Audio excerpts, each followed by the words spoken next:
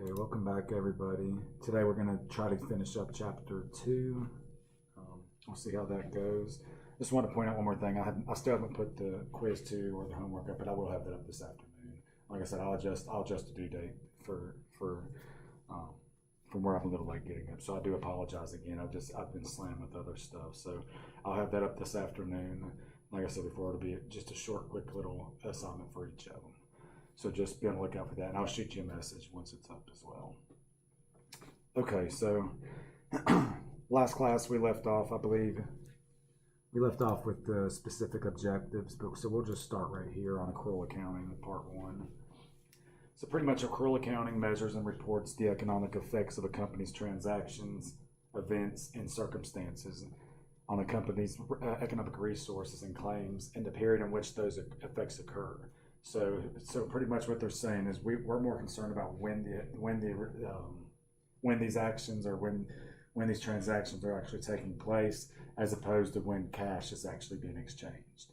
Because we know, I know you probably know already now the difference between cash accounting for on the cash method or on the accrual method. So accrual, we're just accruing everything as it happens, and then as cash changes hands later, that's pretty much irrelevant. It's not irrelevant because we want the cash, but as far as accrual accounting goes, we're not concerned with the exchange of cash. And the reason being is because it actually matches, the transactions better in a period with the revenues and expenses, as opposed to collecting when the cash comes in. And if you think about it, it makes sense because, say if we sold something on account, right, and we just set up an account receivable, which is an accrual accounting, right? If we sold something in the year 2005 on account and then didn't receive the cash till 2006. So if we waited till 2006 to count that as revenue, it's going to be completely distorted for 2005 because it should have been in 2005. So that's why we do it that way, because the accounts receivable shows, that way we can go ahead and count it as revenue, right? Because we've earned that money already, because we've either delivered our service or that good. So we've satisfied our obligation on the transaction, so we want to count it in the period that it is. So that's why we do the accrual accounting.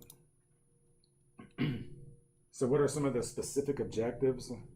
The information about cash flow changes in the company's resources and claims. So obviously financial reporting should provide information about how a company's cash flows cause changes in the company's resources and claims. So obviously as we're spending money and we're expending cash, then obviously then our resources and claims are going to change as we do that. The cash flow information shows how a company obtains and spends cash for its operating, investing, and financing activities. So obviously we can see here the operating, investing, and financing. We know those are the main categories on the statement of cash flows, right? So when a company's operating, or when it's in business, so they're going to have those 3 different types of cash flows. Operating is going to be stuff that's going to enter into the determination of net income on your income statement. The investing is like the purchasing of fixed assets or plant assets, or the disposition, meaning selling of the fixed assets, or purchasing like available for sale securities and stuff of that sort. And obviously financing is any transactions with the owners, or like obtaining like funds through the issuance of stock or bonds, stuff of that sort, or repayment of principal, not interest, but the repayment of principal, stuff of that sort. So breaking it down into operating, investing, and financing can really tell us a lot about how a company is using its cash and how it's receiving its cash. So investors, lenders, and other creditors use cash flow information about a company to better help understand its operation and its cash generating ability. So obviously if we see the different sources of where the money is coming from, we can ascertain what the strength of those sources are. We can evaluate its strategic sourcing and use of cash for financing investing activities, assess its liquidity and solvency. Remember, liquidity is how fast we can liquidate the assets of a company and turn it into cash, whereas solvency is how sound a company is, how solvent a company is. Interpret other information about financial performance. So the cash flows really tell us a lot, hence why we need the statement of cash flows. So information about management and the governing board as they relate to resources. So financial reporting, how you doing? Financial reporting should provide information about how well the company's management and governing board have discharged their responsibilities to make efficient and effective use of the resources. So, like I said, financial reporting is gonna tell us a lot based on management's performance, right? Because obviously, if it's not doing so well and the results of the operations are not all that great, then obviously there could be a problem with management, right? Maybe they're not segregating duties the way they should be. Maybe they're just not paying interest as they should be. Whatever the issue might be. So this is going to be referred to as management stewardship responsibility. So management is responsible to the owners for the custody and safekeeping of the resources. Because remember, we're talking about corporate America here, right? And there's an information asymmetry that exists there, right? And what do I mean about information asymmetry? What's available to management, what's available to people on the ground floor. To the owners. So we're talking information asymmetry, but you're right. It's a breakdown of communication, of breakdown of communication, right? So one party has more information than the other. So we know the setup of corporate America, these corporations, they're stockholders, right? And they're the actual owners of the company. But then they have the board of directors, and then they have the upper level management that are gonna fulfill their activities. And the board of governors and the upper level management have a fiduciary responsibility to the shareholders, right? So that's why they vote at all these meetings annually, and to try to make sure that the governing body is intact and making the right decisions. So that's why there's a little breakdown here, and the stewardship responsibility of management is so important here. Their efficient and profitable use of the assets, their protection against unfavorable economic impacts, technological advances, and social changes. So these are all just economic forces that are going to be coming into effect against this company, and management needs to know how to account for all that those forces and know how to deal with all that stuff. So let's talk about the different types of useful information for investors, lenders, and other creditors. So it says here the following types of information are going to be helpful in assessing the amounts, timing, and uncertainty of expected future cash flows to a company.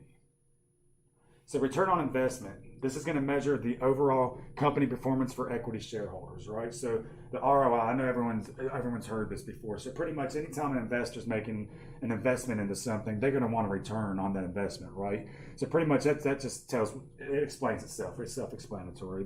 They put money in, they want to get their own money back plus a return on it, so some interest. So risk, there's always going to be a risk, right? Remember, like if you're going to buy into bonds have ratings, right? Like AAA or AA, whatever they might be, based upon how sound those bonds are. Meaning, if you invest into them, are you going to be able to get your money back, right? Or are they going to be able to make the principal payments and the interest payments, known as a coupon payment? So there's always risk, right? And that's going to obviously be based upon the profitability of the company in the future, right? The financial flexibility, this is the ability of a company to use its financial resources to adapt to change and take advantage of opportunities when they arise. So they just, once again, they need to be familiar with what's going on in the economic environment, with the regulations and everything, and really just be able to capitalize on stuff like that. So maybe interest rates are going up or going down. So that's whether they're going up or going down is going to determine whether the company is going to invest into equity or debt instruments, okay? Because we know bonds have an inverse relationship on interest rates, right? So that's going to be one thing. So they need to be able to take advantage of these different things that's going on around them and be able to capitalize on it. So liquidity, once again, this just deals with how fast a company can convert its assets into cash. So that's why if you see on the balance sheet that the current assets are going to be listed in the order of liquidity, starting with cash, then the accounts receivable, and so on and so forth. So liquidity, once again, just how fast can you convert assets into cash? Why do you think investors would be concerned with the liquidity of the assets of a company if they're trying to invest into it?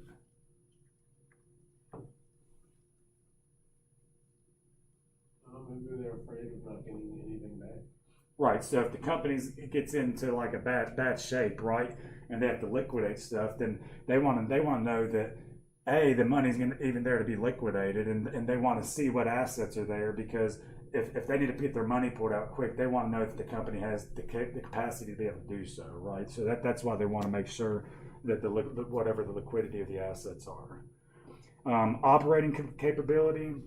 This is obviously the company's ability to efficiently produce goods and services for the customers. So for the operating capability, is it a smooth, lean operation? Do they have their costs under control? Is their gross sales, like their selling price, high enough to cover all the other expenses, the general administrative and the selling cost of the company? So that's pretty much the operating capability. Are they able to operate and make a profit instead of having a net operating loss? So what qualities make accounting information useful? So this is learning objective number 3. So usefulness in making investment and credit decisions is defined by the joint conceptual framework in terms of fundamental qualitative characteristics and enhancing qualitative characteristics. Okay, so qualitative characteristics guide standard setters and financial statement preparers when choosing among accounting alternatives, okay? And once again, just bear with me. This stuff's kind of just cut and dry here, so I'm not trying to just read and bore you to death here, but I promise it'll get better as we get into more content. Qualities distinguish more useful from less useful information. So let's just look at the qualitative characteristics, okay? So the overall objective up here is decision useful financial information, all right? So it needs to be decision useful because remember, financial accounting is historical data, right? And it's prepared and it's presented in financial statements. And those financial statements are for external users, right? Meaning like the investors, lenders, creditors, customers, so on and so forth. So we need to have decision useful information. So they need to be able to look at that information and be able to understand it, understand what's going on, and be able to make a decision based upon that information. Okay, now let's move down and look at the fundamental characteristics. So let's start with relevance here on the left. Predictive value. What do you think predictive value is? Like what's projected to be the reward? Right. So you should be able to look at the financials and be able to try to project something out into the front. You should be able to predict something, right? Because obviously, if we're investing into a company, we're predicting that it's going to be successful in the future, right, and be able to pay us money. Confirmatory value. What would that mean? Well, you know what you're gonna get back. The confirmatory value, like you have to be able to confirm it, right? Yeah, pretty much like you said, be able to know that something is what it is, right? So you should be able to confirm it, right? And materiality. What's materiality? So materiality pretty much is, let's say that we had $100, right, in our bank account. If we lost $1 of that $100, is that pretty relevant?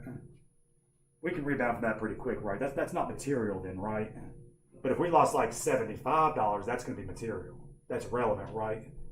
So materiality, you get heavy into that in the audit, but pretty much materiality means, like, you know, it has to, like, if it doesn't meet a certain threshold, if it's not material, we don't really need to account for it, right? So it really, if it enters into the statements, if it's recognized, meaning if it's accounted for in the balance sheet, then it has to be material enough to even be worthy of accounting for it, right? Because we don't want, there's a cost benefit between how expensive it is to account for something and the benefit that the users are going to get from putting that information in. So that's where the materiality comes into play. Okay, now let's talk about faithful representation, okay? So the first one is completeness. Obviously, completeness, we need complete statements, right? There can't be certain facts omitted, right? Because then we're not going to get the full picture of what's really going on. The next is neutrality. So it needs to be neutral, right? We don't need to favor one party over another. Like, we don't want to favor the construction industry over the medical industry or whatever it might be. We don't want to favor, you know, certain rich shareholders over the average people, right? Your everyday people that don't have that kind of money. So it has to be completely neutral. It has to be free of bias, right? And then the last one, free from error. So we want to make sure that there's not any errors in it. Obviously, that in practice, that's never going to happen. There's always going to be errors in it. That's why there's prior period adjustments. And we'll probably get to that in this class. I don't know if we cover that in principles or not. Did we cover prior period adjustments in principles? Do you recall that? It might be an intermediate topic, but either way, point being, there's always going to be errors in the statements for the most part, but we catch those hopefully and we correct them. But once again, materiality comes into that with the errors as well, right? So now let's look down here at the enhancing characteristics. So once again, these are the fundamental ones we just went over: relevance and faithful representation, okay? Now the enhancing characteristics, so let's just see here, and this applies to both the fundamental characteristic categories, all right? So these characteristics enhance the fundamental ones, right? So comparability, including consistency. So what do we mean by comparability here? Maybe comparability to like other competition stuff. Right, so other companies. So these companies need to operate on the same type of a framework, right? So we should be able to compare data across different companies, and specifically within the same industry. You can kind of, the information can get distorted when you go to look into different industries, okay? Because they account for stuff different. Like a manufacturing industry is going to account for something different than a service industry, okay? Because obviously one's providing a service, one is producing a good and selling it, right? So comparability. What's another thing that can be relevant in terms of comparability with financial reporting? We compare it across different companies. What about internally? What about our own company? Projected numbers. Hmm. Maybe compare them to our projected numbers. Right, so future financial statements, maybe we compare to what we want so we can make some projections, right? What about the past, right? So we want to be consistent in how we report things, because if we're consistent from period to period, then we can look at past data and the projections into the future and look at trends and maybe find weaknesses or strengths, right? So it needs to be able to be compared across industry and with internally, right? Because we can catch trends. Verifiability, you have to obviously be able to verify. That kind of goes hand in hand with confirmatory value. So you want to be able to verify it, right? So if you say, okay, well, we're probably going to do this next year, we can look back and say you can almost kind of verify. You can't be totally sure, but verifiability. So you want to be able to verify stuff. Timeliness. Why would timeliness be of any issue with financial statements? Let's think it from a management's perspective, okay? Why would management be concerned with the timeliness of when the financial reports are produced and available for management? You need to make decisions when they are relevant. Right, because the business environment's moving at a rapid pace, right? So the management needs that data, because remember, it's for external users primarily, but internal, the management uses it as well. So they want to see that profit and loss or the income statement to be able to see, okay, this is what we did last month. And maybe, because like you said before, we need to make projections off it, and we need to make decisions based upon the performance of something. Say if maybe they have a certain line of clothing or something we're selling, right? And they want to look at it. They've been comparing that data. They launched a new line. They were going to just make a trial run on it for maybe a period of like 6 months. So they need to have that first half of the year's data available to be able to determine whether they're going to discontinue that line or if they're going to keep it going, or if maybe they're going to make any alterations to the existing line. So timeliness is very important. And obviously the last one, understandability. You have to be able to understand the data, right? So we know by nature, financial statements is a lot of just numbers punched in with like line items, right? So that's where the notes come into play to help you understand what's really going on, because not everything can be explained within numbers and just lines. So that's where the notes come in. And then obviously down here at the bottom, all of these qualitative characteristics, everything about the objectives, fundamental characteristics, and enhancing characteristics, all have this cost constraint here, what I was talking about earlier. So the benefits have to outweigh the cost of putting that information within the financial statements. So that's pretty much the breakdown of the qualitative characteristics right there. Everyone good on those? Those are important. I don't know if anyone's planning to sit for a CPA, but this is definitely going to be on the CPA, because everything kind of builds off this. This chapter is boring. Last chapter was boring because it's just a lot of terminology and rules and stuff like this. But it really, if you learn this stuff, it really can help guide you when you go to start different types of transactions and events that you account for, because you can go back to this framework and these rules, and it kind of guides you in all different types of transactions, because you have to follow the rules and it applies to each transaction. So just bear with me, we'll get through this stuff, but I just want to point out it is important. Okay, decision usefulness. So ultimately, it's the ultimate objective of accounting information and can be achieved if the information has sufficient degree of the fundamental characteristics of relevance and faithful representation. So obviously, decision usefulness, we just need to make decisions off that data. So we won't harp on that. We'll move through these relatively quickly because we pretty much touched on them pretty well on that one chart. Relevance, information that is capable of making a difference in decisions made by financial statement users. So once again, predictive value, information that should help users from expectations about the future, as we said. Confirmatory value, information that provides feedback to confirm or correct prior predictions and expectations. Materiality refers to the nature and magnitude of an omission or misstatement of accounting information that would influence the judgment of a reasonable person relying on that information. So if something's omitted here, like I was saying before about that $100 and we lose $1, if that dollar is omitted, we're not really concerned about that. But if the 75 was missing, then the users need to know about that, okay? So that's what they're saying. So materiality, and it's based upon, is it gonna distort their decision they make based upon that data being omitted, okay? So once again, materiality depends on entity-specific circumstances and requires judgment to determine whether an item would influence users' decisions. So some of the things that the company should consider when trying to determine whether an item is material or not is, what is the nature of the item? So, the nature of the item could come into play whether something would be material or not. The relative size rather than the absolute size of an item. And whether a misstated item has an effect on trends. So is it just going to affect this one transaction, or is it going to compound and affect other transactions?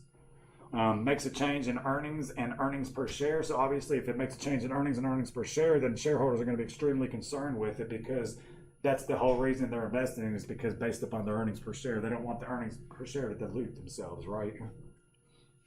So it's currently immaterial, but may have a material impact on future periods based on a cumulative effect. So if we're looking at something in this period, it might not be that big of a deal, but if we see that the trend continues on into other reporting periods, then obviously it's going to have a compounding effect, and it's going to be something that might turn into be something material, even though it wasn't at inception of the problem, right? Changes a net loss into net income or vice versa. So obviously if something completely changes you from having a profit or a loss in a reporting period, then chances are it's going to be pretty material, right? If it's taking you from being in the black to the red. Okay, so that's going to be a problem. Misrepresents the company's compliance with loan agreements. So what kind of stuff are banks concerned with loan agreements, right?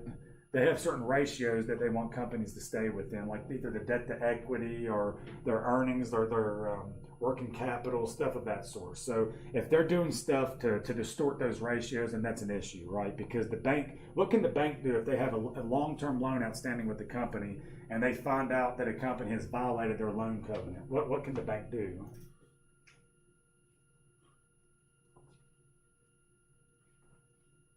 They can call that loan and make it a current liability and make it pay it due within 30 days.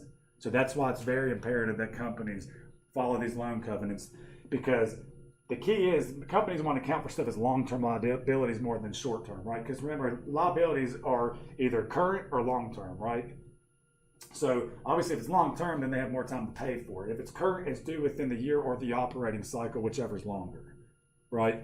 So we don't want to fall outside of those ratios with the loan covenants, because it could make us have a lot of money due up front. Relates to a segment of the company that is particularly important to the company's long-run profitability, or increases management's compensation. So that's another thing. A lot of times, a lot of these big companies, the management will get greedy and then try to distort things and for their favor to increase their earnings and profits. So we don't want that either. Faithful representation, once again, is when the words and numbers are accurately predict the economic substance of what they purport to represent. So pretty much faithful representation. If I sell you all something for $10, then I better account for it that I sold it for 10. I don't want to say I sold it for 100. So I want to be faithful about the transaction that actually occurred, right? I don't want to cook the books, in other words. Complete representation. So obviously full disclosure of all the transactions and events that took place with the notes and everything. You don't want to leave anything else. So you want to completely represent all the transactions and the position of the company. Neutral representation, pretty much what I just said, not biased towards any particular individual, party, or industry.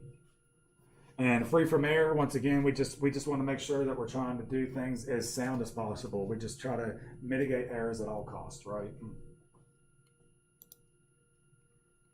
So what's the relationship between relevance and faithful representation? Accounting information is most useful when it is both relevant and faithfully represented. And the accounting standards and accounting practitioners need to try to strive to maximize both characteristics to provide these users with the best type of information that they can.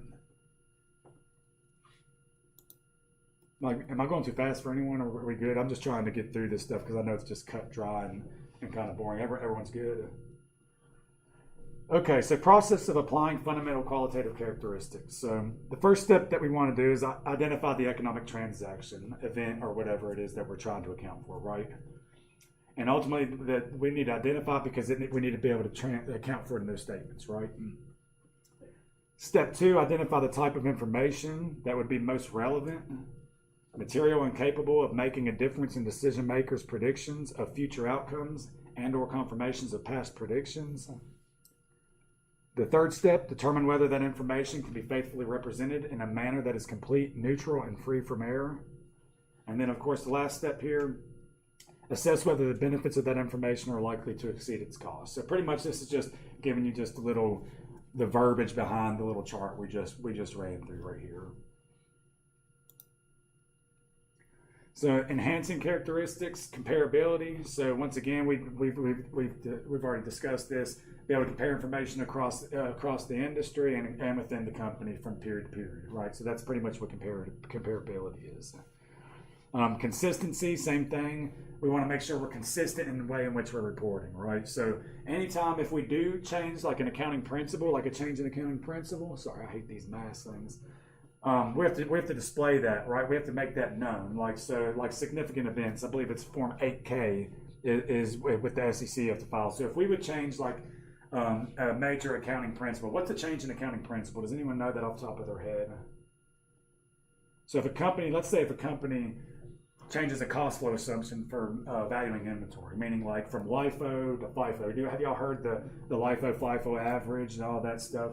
So if they change from like accounting for their inventory from LIFO to FIFO, then they have to make that known to the users, right? Because that's one of the main requirements within the notes to the financial statements is how companies value their inventory. So they have to make that known if they change that, and they also have to make a prior period adjustment and make a change for all comparative statements to reflect as if that had been going on. So consistency. If we do change, we have to tell about the change and then change it if we're comparing as if it had been applied all the way, so it is consistent on comparative reports.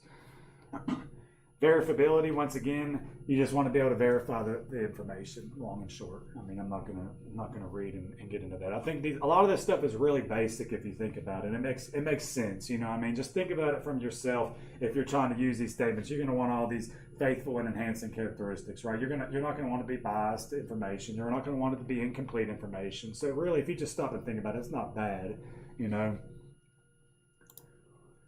Okay, timeliness. Obviously, once again, it needs to be timely. We don't want the reports for the month of January to come out in the beginning of March, right? We're going to want them as early as we can in February so we can try to make decisions based on what happened in January.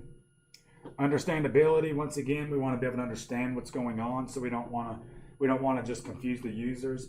But with understandability, we're assuming that the users of the financial statements have enough information to understand the language of GAAP and what's going on, right? So these users of statements, they should have a certain amount of knowledge to be able to understand what's going on. So what single pervasive constraint bounds the qualitative characteristics of the financial information disclosed in the company's financial reports? Once again, it's the cost constraint, right? If the benefit exceeds the cost, then we want to account for it. But if it's more expensive than to account for something, then we're not going to do it because it's the cost constraint here. Make sense?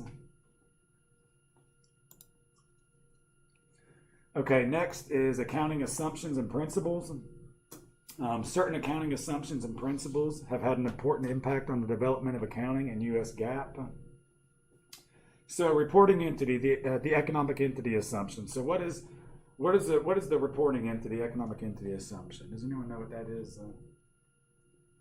Pretty much, we're thinking of each individual company as their own entity, right? They have their own standalone entity. So so we're only concerned with the events and transactions of that one company. So we're not concerned if say we're all owners and we have our own company, right? And we just own shares of stock in that, right? Or we just invested the capital into it and started our business.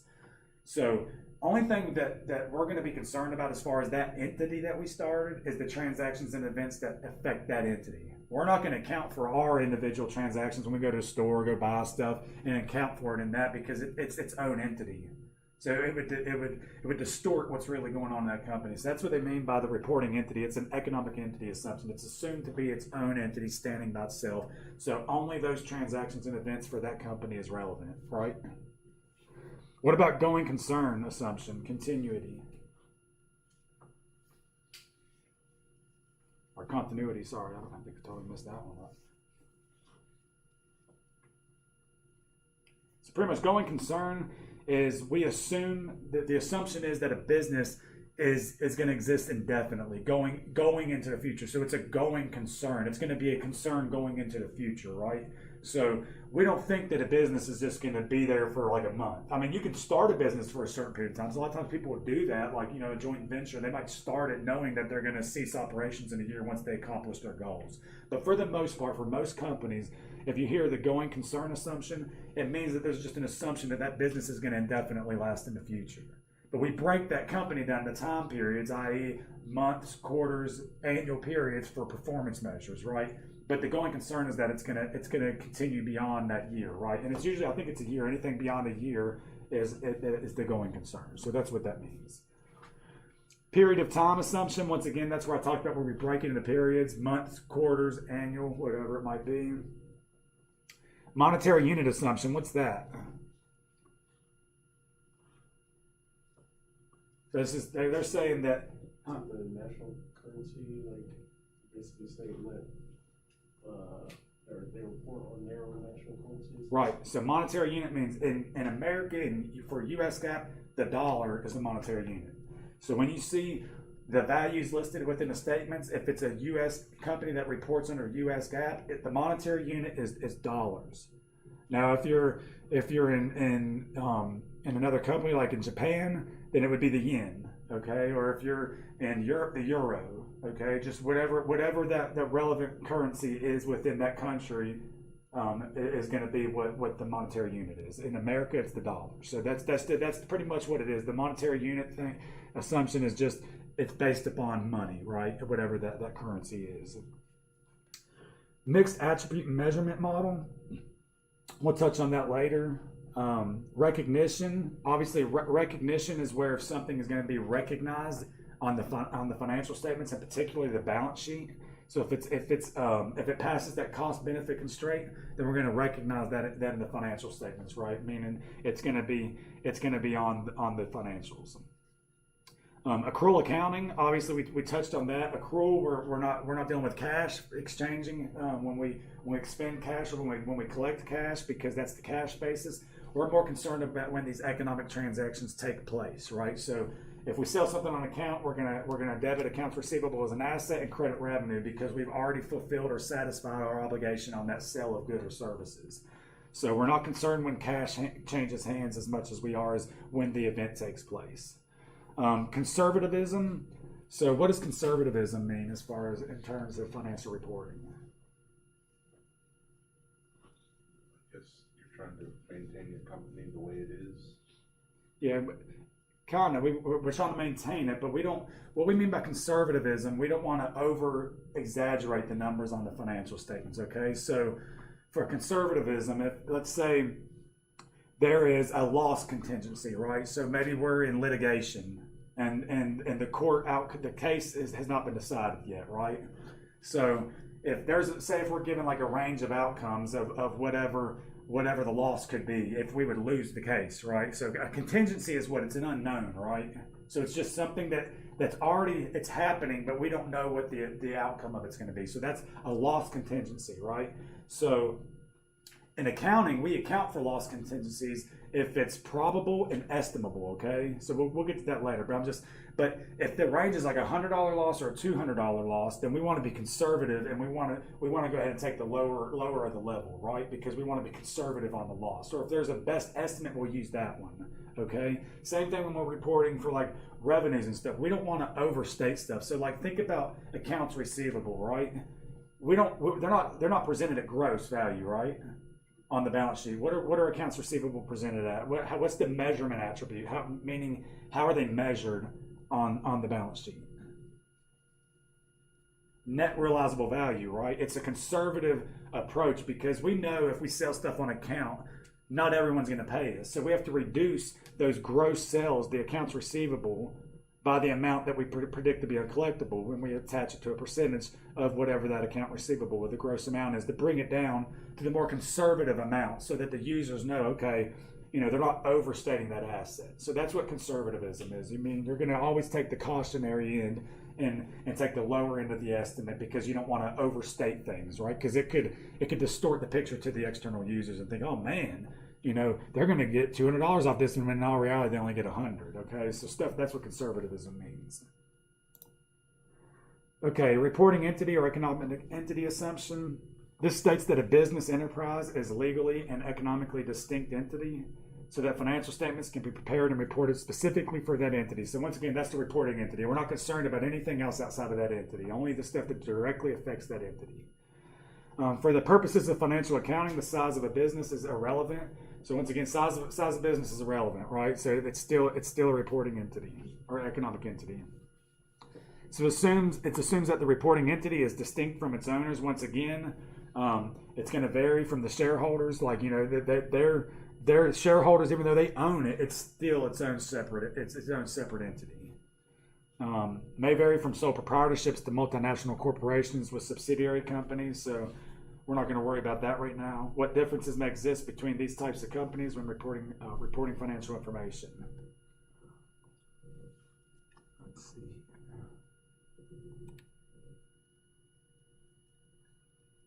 Oh, there we go.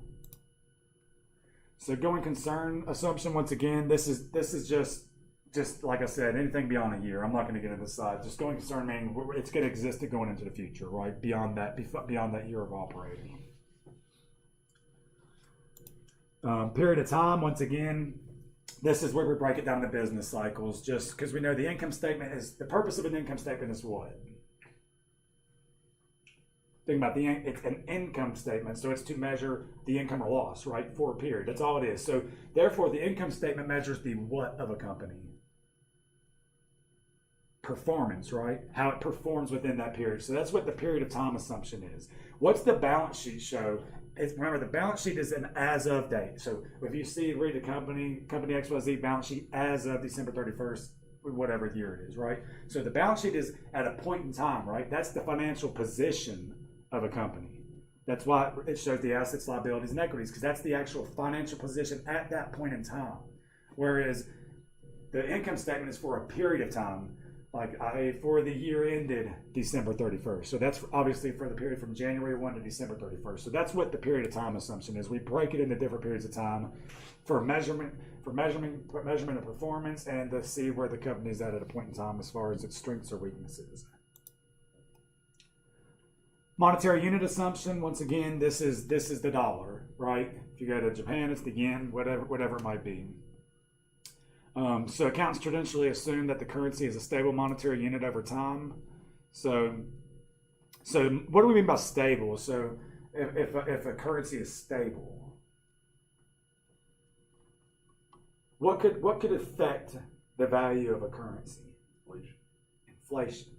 So there is certain economies out there that are known to be a hyperinflation economy, and there's a formula that determines what it is. I believe if it's inflated over 100% for like 2 or 3 years in a row or something, it's considered to be a hyperinflation economy. If that's the case, then you don't use that reporting currency because it's too inconsistent, or it's not accurate enough to report because it's changing too fast, so it'll distort the statements.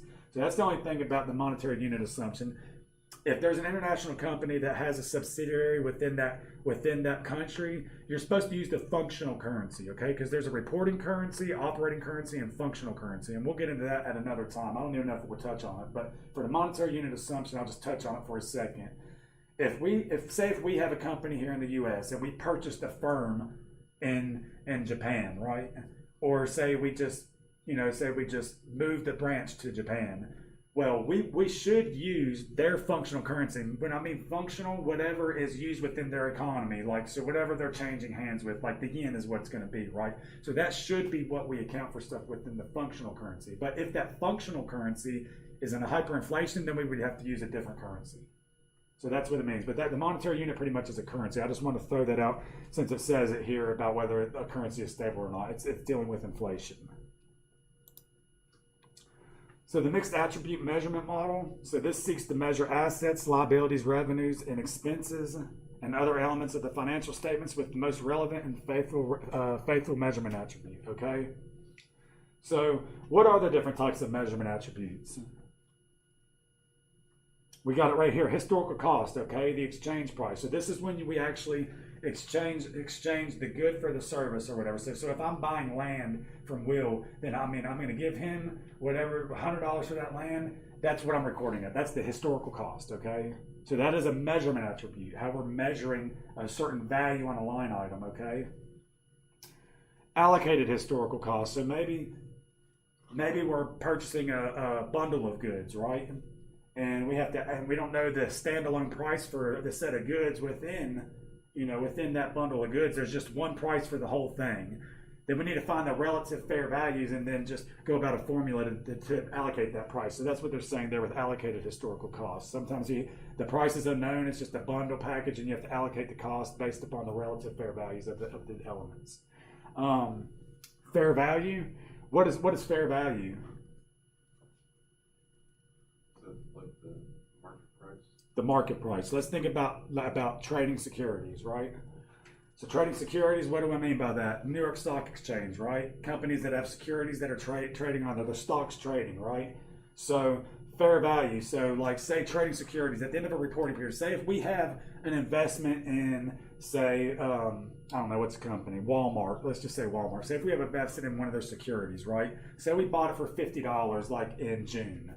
Well, we're going to carry that investment at cost, right?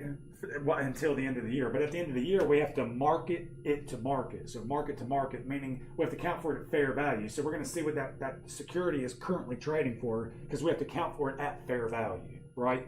And then the difference being realized in income because it's trading. So if we had a gain, we'll have a gain on it. We'll just debit the investment account. It'll increase it, right? And then credit revenue. If we have a loss, then we're going to debit a loss and then credit the investment to reduce it. So that's what fair value is. Fair value is what the current market value of something is. Present values of future cash flows. What's present values of future cash flows?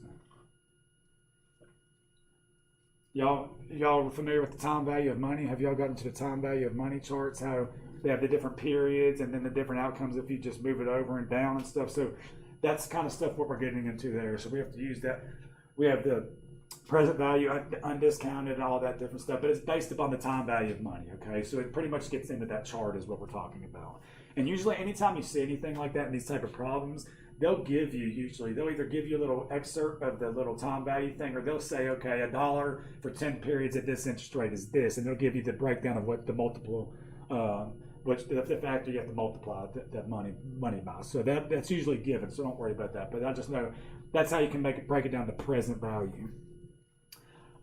Net realizable values. Once again, what type of asset in particular is carried at net realizable value? We just discussed it. Accounts receivable. Remember at net realizable value because we have the gross amount and then it's reduced by the allowance for doubtful accounts. So those are the different mixed attribute measurements. Okay, so at the time of each transaction, the historical cost, the exchange price, is the most relevant and faithful representation of the value of the exchange, obviously. So if we're, at that point in time, if whatever the means that we're exchanging is going to be the most relevant cost at that point. So that's the historical cost. It provides evidence that independent parties have willingly agreed on the value of the items exchanged at the time of the transaction. The qualities of historical cost include relevance, representational faithfulness, neutrality, and verifiability. Historical costs can lose relevance, and other valuation methods may be more relevant to financial statement users. Speaking of historical costs, what is the only asset on a balance sheet that is always carried at historical cost? It's never adjusted for appreciation of property values or anything. So obviously I kind of just gave it away there. Land. Land is carried at historical cost no matter what. It's not subject to depreciation because most fixed assets are subject to depreciation, right? So land is the only asset that's what's unique about the purchase of land or property. It's carried at historical cost no matter what, okay? Let's talk about recognition here. Let's see what we got left. Recognition. It's the process of formally recording and reporting an item in the financial statements of a company. So if something is worthy of being recognized, then we're going to enter it into the statement. That's all that means, okay? So meaning if it's past that cost benefit threshold, we're going to enter it in if it's relevant to the transactions of the company. A recognized item is shown both words in both words and numbers, with amount included in the financial statement totals. To be recognized, an item must meet the definition of an element. What's an element again? It's what we account for in business: the assets, liabilities, equities, revenues, expenses, gains, loss, all that stuff. So, if it meets the definition of that, then that's one of the things that it must meet. It must be measurable too, right? So it has to be an element, but we also have to be able to measure that element, or we can't put it in the statement. You can't just make up a number and throw it in the statements. It has to be relevant. You're not going to record something that's totally irrelevant, right? So I mean, it has to be relevant, and obviously be representationally faithful. So it has to be an element, meaning asset, liability, revenue, expense. We have to be able to measure it, relevant, and be faithfully represented. Okay, accrual accounting is the process of measuring and reporting the economic effects of transactions, events, and arrangements in the period in which those effects occur, even though cash flows may occur in a different period. Accruals when economic effects are recognized in the current period, even though the cash flows will occur in a later period. And deferrals is when the cash flows occur in the current period, but economic events will take recognized in later periods. So what are examples of some accruals and defers? Does anyone know some examples of those? And then we'll call it quits on this. I know we're out of time. For deferrals, if you get a payment over time, you defer like monthly payment over the end of the year. What defers is more so like say we are going to provide a service, right? Say I'm selling you a service and you give me money up front, right?